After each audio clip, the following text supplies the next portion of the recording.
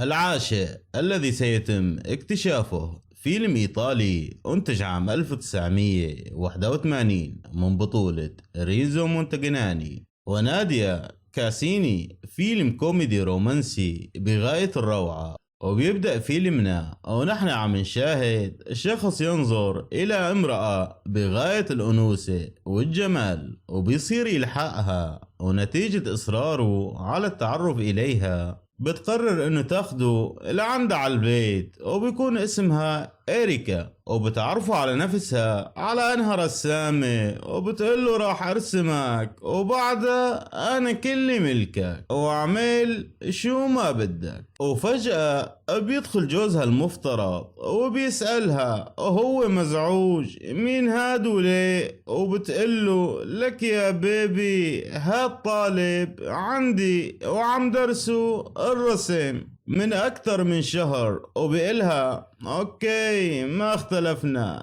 بس حاسبك على أجور الدرس. وبتقله لا بس هلأ راح يحاسبني، وبيشلحوا كل مصاري وحتى محفظته يا حرام، وبيطلع وبيروح. وهون بنعرف انه اريكا وجوزها المفترض يلي بالحقيقة مانو جوزها، مجرد شريك لإلها بالنصب والاحتيال. بيكونوا نصابين محترفين، وبيلاقوا بمحفظة الأهبل كرت لمحقق بالشرطة، وبيصيروا يفكروا انه هالشخص شرطي هو كمان. وبنرجع لصاحبنا الأهبل ويلي بيكون وصل الفندق يلي مقيم فيه، حيث بيلاقي صديقه ناطره وعم يحتفل ومبسوط كتير، وبيقله لك ربحنا الجائزة الكبرى لك يا صاحبي باليانصيب وقيمتها 50 مليون. وبيفرح هو التاني كتير، بس يا فرحة ما تمت. بيتذكر انه ورقة اليانصيب بالمحفظة يلي اخدتها منه إريكا وشريكها، وهون بيصيروا بدهم يسترجعوا المحفظة بأي طريقة.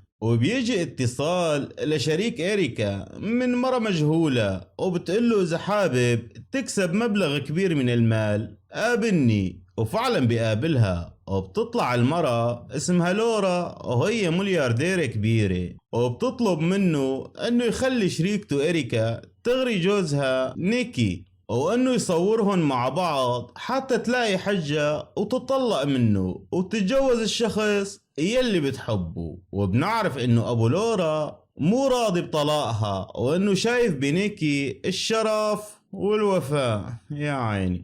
وفعلا بتبلش إريكا مشروعها المثمر والمجدي بغراء نيكي، وبيقابلها أرتورو الشخص يلي بتحبه لورا وبيكون قريبها بنفس الوقت، وهو بيشوفها وبيجن فيها وما بيخلي طريقة ليوصل لإلها. وبنرجع لعند الشريكين يلي ربحوا ورقة اليانصيب، ويلي كمان ما بيتركوا طريقة إلا وبيجربوها لاستعادة المحفظة. وطبعا إريكا وشريكها مفكرينهم من الشرطة وعم يراقبوهم حتى يلقوا القبض عليهم كونهم نصابين، لهيك بغضوا النظر عنهم وعم يسهلوا لهم سعيهم للحصول على المحفظة. طبعا هن ما بيعرفوا انه عم بيدوروا على المحفظة. وبنروح لعند شريك إريكا ويلي بدوره هو كمان عم يسعى للوصول للورا ويقنعها بالزواج منه بعد طلاقها، طبعا طمعا بثروتها. وبنرجع لعند إريكا يلي نجحت بإغراء نيكي، وبالنهاية بتخبر إريكا نيكي بالمخطط يلي كان يهدف لإغراءه من أجل الطلاق من لورا، وبصير كل شي على المكشوف، يعني بصريح العبارة على عينك يا تاجر. ونيكي بيترك لورا وبيقرر انه يكون مع إريكا، ولورا بتتخلى عن أرتورو وبتقرر انه تكون مع شريك إريكا. وبيحصل الصديقين على المحفظة يلي بداخلها الورقة الرابحة، وبتطلع خسرانة ومن الرابحين شي. وبيطلع أرتورو هو الثاني من المولد بلا حمص، خسر لورا وخسر إريكا.